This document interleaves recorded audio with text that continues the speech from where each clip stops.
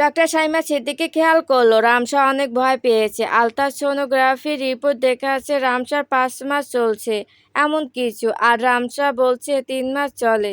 রামসাকে চিন্তা করতে দেখে ডাক্তার বলল, তোমরা দুজন কি আমার কথা শুনলে?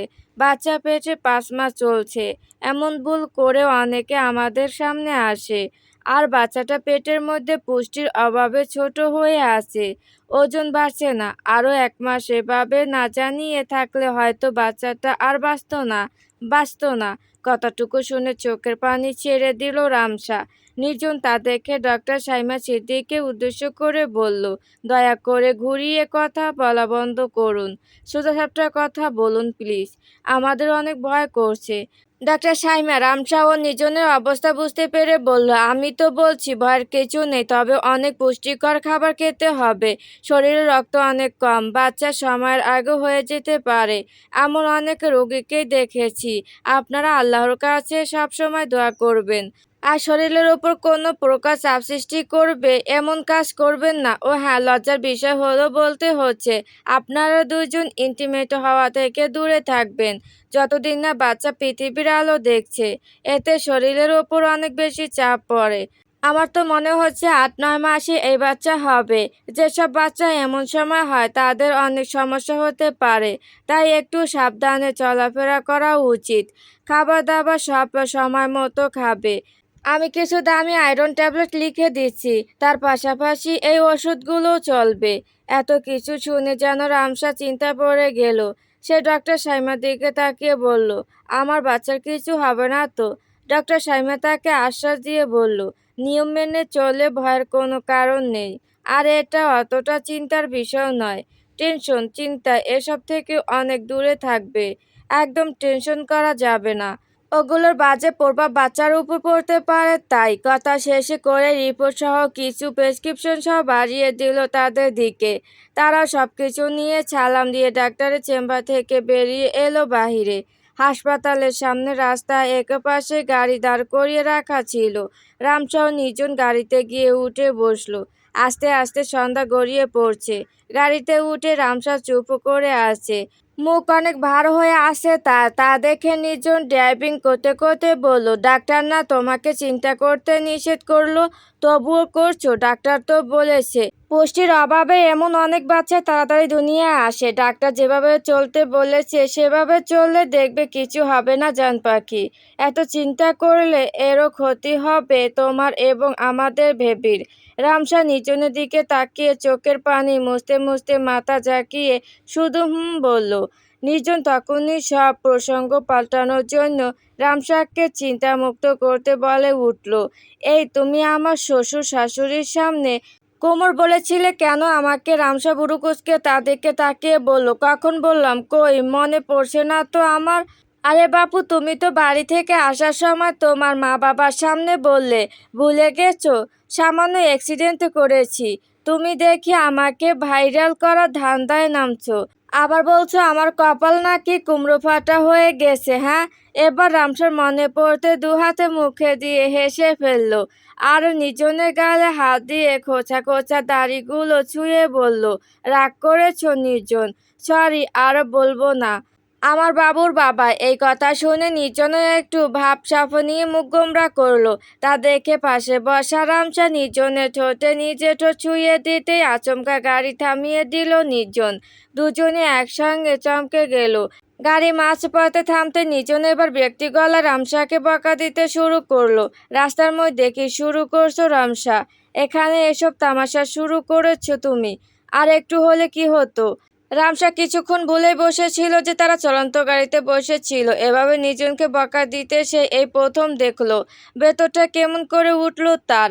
আসলেই তো তারই সব দোষ, এত আদিক্ষেতা কেন করতে হবে তাকে? চোখ টলমল করছে তার।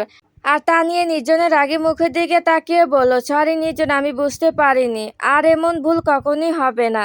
নির্জনের যেন রাগ কমলো না, সে আরও রামসার উদ্দেশ্যে কথা শুনিয়ে বলল, শোনো রামসা, যেখানে সেখানে বাচ্চার সুবল আচরণ একদম মানায় না। 2 দিন পর বাচ্চার মা হবে, অথচ নিজে বাচ্চাদের মতো আচরণ করো। নিজের ছোট বোন মেহেরের কাছ থেকে কিছু শেখা উচিত তোমার। রামসা মাঝ রাস্তায় নির্জনকে এমন রাখতে দেখে কিছু না করতে পেরে দু চোখে হাত দিয়ে হু হু করে কেঁদে ফেললো। নির্জনে কিছুক্ষণ রামসার কান্না দেখে আরো খারাপ লাগলো। এটা সে কি করে ফেললো? রামসাকে সে অনেক বেশি বকে ফেলেছে। এত রাগারাগি করা ঠিক হলো না তার। আজকাল তার কি হয়েছে? অল্পতেই কেন জানি রাগ চলে আসে তার। রামসাকে কি করে বোঝাবে? কি করে তাকে মানাবে সে? নির্জন এক নাগাড়ে ৩-৪ বার সরি সরি বলে থামলো। রামসা চোখে থেকে হাত সরানোর চেষ্টা করলো। নিজের হাত এমন করে চোখে চেপে ধরেছে যে ছাড়ানোর চেষ্টা করেও পারছে না সে। অনেকক্ষণ অপেক্ষা করে রামসা যখন দেখলো নির্জন আর চেষ্টা করছে না তার রাগ ভাঙাতে, তখন নিজে চোখ থেকে হাত সরিয়ে নিয়ে বলল, বাচ্চা পেটে আসার পর থেকে তুমি কেমন যেন হয়ে গেছো নির্জন। তুমি আমাকে আর আগের মতো ভালোবাসো না। এই কথা শুনে নির্জন বুঝে ফেলল এটা প্রেগনেন্সির প্রভাব। রামসার মুডটা সুইং হচ্ছে, কপালে হাতে ঠেকিয়ে বলল, হ্যাঁ জান, আমিও বুঝতে পারছি আমি অনেক খারাপ হয়ে গেছি। এখন আমাকে মাফ করে দাও। আর কান্না করো না প্লিজ। রামসা ঠোঁটজোড়া উল্টে তুলল। তা দেখে নির্জন তার গালে হাত দিয়ে বলল, চলন্ত গাড়িতে এমন কেউ করে পাগলি? আমি তো তোমাদের চিন্তা করছিলাম। এখনই কিছু হলে আমার কি হতো? এখন তোমার নিজের প্রতি অনেক খেয়াল রাখতে হবে, বুঝতে পারছো? রামসা নিচনে হাত নামিয়ে দিয়ে সামনে তাকিয়ে বলল, হ্যাঁ বুঝতে পেরেছি, এবার চলো। নির্জন রামসার দিকে তাকিয়ে গাড়ি বন্ধ করে বলল, এখন কিন্তু গাড়ি চলছে না, তাই যদি একটু পেতাম কিছু আর কি। নির্জনের মুখে অন্য রকমের চাহিদা নজরে পড়তে রামসা বলল, ডক্টর কি বলেছিল তোমার মনে নেই? এই সময় আমরা কিছু করতে পারবো না। নির্জন তখন বলল, আমি কি ওইসব চাইছি নাকি? আগে যেটা দেওয়ার জন্য বকা খেয়ে ওইটা যদি আর একবার পেতাম আমি। রামসা বাঁকা বুড়ো করে কঠিন দৃষ্টিতে তাকিয়ে বলল, কখনো না, তুমি না আমার সঙ্গে রাগারাগি করলে। নির্জন তখন মুখে একটা মারাত্মক হাসি নিয়ে গাড়ি চালানো শুরু করলো। কি আর করার, প্রথমে ফ্রিতে পেয়ে ছেড়ে দিলে এমনি হয়। বউ তার খেপেছে, আর কিছু বলা যাবে না। সকলের চোখ ফাঁকি দিয়ে দরজার সামনে দাঁড়িয়ে আড়ি পেতে সবকিছু শোনার চেষ্টা করছে তিন্নি ও তনিমা। তাসনিনকে আবারও বাড়ির পেছনে ফুলবাগানে ফুল তুলতে পাঠিয়ে দিয়েছে তারা দুজন। তিন্নি এর আগে আবদার করে মেহেরকে ফুল তুলতে পাঠিয়েছিল, এর জন্য তার খুব খারাপ লাগছে। না জানি তার জন্য মেহেরকে কিনা সহ্য করতে হয়েছে। মেহেদি অনুষ্ঠানে কিছু তাজা গোলাপ ফুল লাগবে, মেহেদির থালা সাজাতে হবে। এই জন্য তো সে মেহেরকে পাঠিয়েছিল। সে কি জানতো নাকি যে নিশান ভাই মেহের ভাবিকে না দেখতে পেয়ে এমন কিছু করবে? জানলে সে কখনই যেতে দিত না। অনেকক্ষণ দরজায় দাঁড়িয়েও কিছু শোনা যাচ্ছে না দেখে তনিমা তিন্নিকে বলল, তিন্নি আপু, এখান থেকে চলো। নিশান ভাই যদি এভাবে আমাদের একবার দেখে ফেলে, তুমি ভাবতে পারছো আমাদের সঙ্গে কি হতে পারে? তিন্নির মন মানল না। সে বলল, দাঁড়া না, আর একটু অপেক্ষা করে দেখি কিছু শোনা যায় কি না। তনিমা তখন বলল, এত দামি দরজা তোমার ভাইয়ের রুমে কি এমনি এমনি লাগিয়ে রেখেছে যেন তোমার মতো আড়ি পেতে তাদের কথা কেউ না শুনতে পারে? এই জন্য। তিনি একটু ভাব নিয়ে তনিমার দিকে তাকালো। তা দেখে তনিমার কিছু না বলে তিন্নির এক পাশে দাঁড়িয়ে রইল। হঠাৎ তিন্নির কাঁধে কেউ টোকা দিতে করে চিৎকার দিতে যাবে, ঠিক সেই সময় তনিমা তিন্নির মুখ চেপে ধরে পিছন ফিরে তাকালো। এ আর কেউ নয়, রামসার ছোট ভাই তারিফ। তারিফ তাদের বলল, এখানে তোমরা কি করছো? লুকিয়ে লুকিয়ে আপু আর ভাইয়ের কথা শুনছো কেন? তিন্নি তারিফকে বলল, তোমাকে কে বলল বাছা যে আমরা তাদের কথা শুনতে এসেছি? তারিফ তখন বলল, তোমাদের দেখে তো চোরের মতো লাগে, তাই আন্দাজ করে বললাম। তা চোরের মতো এখানে কেন দাঁড়িয়ে কথা শুনছো? দাঁড়াও আমি ডেকে দিই। ওদের সামনে থেকে শোনো। কথাগুলো বলেই ডাকতে যাবে, ঠিক তখনই তনিমা ও তিন্নি চোখ টিপটিপ করে বলল, আরে না না, এমন করো না পিচ্ছি, আমরা চলে যাচ্ছি। তারিফকে পিচ্ছি বলাতে তার মেজাজ আরও একটু বিগড়ে গেল। সে বলল, কাকে পিচ্ছি বললে? দাঁড়াও, এই পিচ্ছি তোমাদের এখনই শিক্ষা দেবে। সাহস থাকলে এখানেই দাঁড়িয়ে থাকবে, বলে আপু বলে ডাকতে যাবে। ঠিক তখনই তিন্নি আর তনিমা নিশানের দরজার সামনে থেকে ছুটে পালিয়ে গেল। তা দেখে তারিফের মুখে যেন হাসি আর আটকে থাকলো না।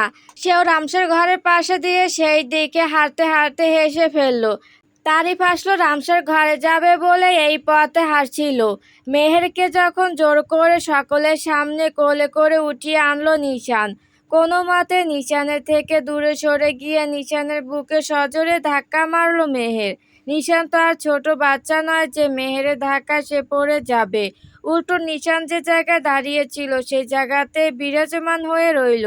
নিশান মেয়ের হাত শক্ত করে ধরে বলতে শুরু করলো, কেন কেন আমার কথা এত অবাধ্য হও তুমি? তোমাকে ভালো মন্দ কথা বললে তুমি শুধু ছোট করে জবাব দাও। এমন কেন করো মেরি জান? মেহের এবার চুপ থাকতে পারলো না। সে বলল, এর কারণ আজকের ঘটনা। আপনি কি কিছু বুঝতে চান না? সবার সঙ্গে মিশে গেলে কি এমন ক্ষতি হবে আপনার? এত অহংকার নিয়ে কেন চলেন আপনি? আজ পর্যন্ত একবারও আপনাকে দেখলাম না নিজের মায়ের সঙ্গে ভালো করে কথা বলতে। কিসের জন্য এমন করেন আপনি? সামান্য একটু বোঝার জন্য আপনি আমাকে সময় পর্যন্ত দেননি। সবকিছু নিজের ইচ্ছা করেন শুধু। নিশান পিছন ফিরে তখন বলল, এসব তুমি কখনোই বুঝবে না মেহের। আজ পর্যন্ত কি তুমি আমাকে বোঝার চেষ্টা করেছো? আমি লক্ষ্য করে দেখেছি, আজ পর্যন্ত যা কিছু আমি তোমার সঙ্গে করেছি তাকে শুধু বিরক্তি মনে করেছো। ভালোবাসা নজরে তা তুমি কখনোই দেখোনি। আমি আগেও বলেছি মেরি জান, মুভিতে দেখানো নায়কদের মতো আমি কখনোই হতে পারবো না। বাসরাতে বউ ফেলে রেখে সোফায় শুতে পারবো না। তুমি আমার কাছে থাকলে আমি ঠিক থাকতে পারি, নয়তো। মেহের তখন নিশানের সামনে গিয়ে মাথা উঁচু করে বলল, নয়তো কি? হ্যাঁ। নিশান তখন মনে মনে বলল, তুমি একমাত্র মেয়ে যার জন্য বাকি সব মেয়েগুলো আমার হাত থেকে বেঁচে যায়। তুমি আমার সঙ্গ দাও বলেই না ওদের কাছে আমার আর যেতে হচ্ছে না। তোমার মধ্যে এমন কিছু একটা আছে যা আমাকে তোমার কাছে বারবার টানে। নিশান মেহেরের কথার কোনো জবাব না দিয়ে আস্তে আস্তে তার কাছে এগোতে শুরু করলো। মেহের এমন আচরণের মানে বুঝে গেল, তাই তার গলা শুকিয়ে কাঠ হয়ে যাওয়ার মতো অবস্থা। সেও আস্তে আস্তে পিছিয়ে হাঁটতে শুরু করলো। মেহের পিছিয়ে হাঁটতে হাঁটতে দেয়ালের সঙ্গে তার পিঠ ঠেকে গেল। নিশান তখনই তার দুপাশে হাত রেখে দেয়ালে চেপে ধরে কানের কাছে ফিসফিস করে বলল, নয়তো তোমার জায়গায় এখন হয়তো অন্য কোনো মেয়ে থাকতো। আমি তোমাকে প্রথম যেদিন দেখেছি সেদিনই ভেবে ফেলেছি তুমি আর 5টা মেয়ের মতো আমার কাছে সময় কাটানোর জন্য নও। তুমি আমার জন্য বিশেষ কেউ, যাকে দেখে আমার হৃদয় কেঁপে উঠেছিল। ওই এক নজর দেখার সময় মনে হয়েছিল তোমাকে ছাড়া এক সেকেন্ড থাকা আমার জন্য কষ্ট হয়ে যেতে পারে। তাই নিজের ভেতরে অসভ্যটাকে লুকিয়ে রাখতে না পেরে তোমাকে বিয়ে করে ফেলি আমি। আমি মনে করেছিলাম তোমাকে কিছুদিনের জন্য আমার কাছে রাখবো। কিন্তু তুমি আস্তে আস্তে আমার কাছে এক প্রকার নেশা হয়ে উঠেছো, যাকে না দেখলে আমার দিন কাটবে না কখনোই। কথাগুলো যখন নিশান বলেছিল মেহের গাল সহ পুরো শরীর দেয়ালের সঙ্গে চেপে ধরা ছিল। এমন কথা শুনে মেহেরের চোখ দিয়ে টুপটুপ করে পানি গড়িয়ে পড়ল। নিশান মেহেরের কোমর পর্যন্ত নেমে আসা চুলগুলো সরিয়ে আস্তে আস্তে গলায় নিজের ঠোঁটের চুমু এঁকে দিতে শুরু করলো। মেহের চোখ বন্ধ করে সবকিছু সহ্য করে নিতে থাকলো। তারপর মেহেরকে কোলে তুলে বিছানায় নিয়ে গিয়ে শুয়ে দিতে মেহেরের নিশানের নগ্ন পিঠে হাত দিয়ে বলে উঠল, এই দাগ কিসের জন্য হয়েছে আপনার? সঙ্গে সঙ্গে নিশানের চোখের গোলাসে দূরে সরে যেতে শুরু করলো। তারপর নিজের পিঠ ঢেকে রাখতে রাখতে বলল, এটা কিছু না। মেহের যেন এমন একটা জায়গায় হাত দিয়ে ফেলেছে যা তার কখনোই করা উচিত ছিল না বলে সে মনে করলো। নিশান মেহেরকে ছেড়ে উঠে যেতে যাবে, ঠিক সে সময় পেছন থেকে মেহের নিশানকে জড়িয়ে ধরে বলল, আপনার মা আপনাকে অনেক আঘাত করে মেরেছেন, তাই না? এই পিঠের চিহ্ন তো আমার আগেও চোখে পড়েছে, কিন্তু কখনো জিজ্ঞাসা করা হয়নি। কি হলো, উত্তর দিচ্ছেন না যে? মেহেরকে দূরে ছিটকে ফেলে দিয়ে পরনের পোশাকগুলো আবার ঠিকঠাক করে পরতে শুরু করলো নিশান। আর মেহেরকে কিছু না বলে বাইরে বারান্দায় গিয়ে দাঁড়িয়ে রইল। মেহের যেন মোক্ষম জায়গায় আঘাত করে বসেছে নিশানকে, তাই তো সে জবাব দিতে পারছে না। আর এই মানুষটা তো কখনোই তাকে ছেড়ে কথা বলতো না। আজ যেন এই প্রশ্ন করার সঙ্গে সঙ্গে সে বেঁচে গেল মেহের। তার স্বামী নামক পরপুরুষের হাত থেকে বেঁচে গেছে আজ। মেহের নিজেও পোশাক ঠিকঠাক করে নিল। বিছানায় একপাশে বসে থেকে ভাবতে শুরু করলো, এখন কি তাকে আরো একবার জিজ্ঞাসা করে নেবে সে? সে কি বলবে তাকে সবকিছু?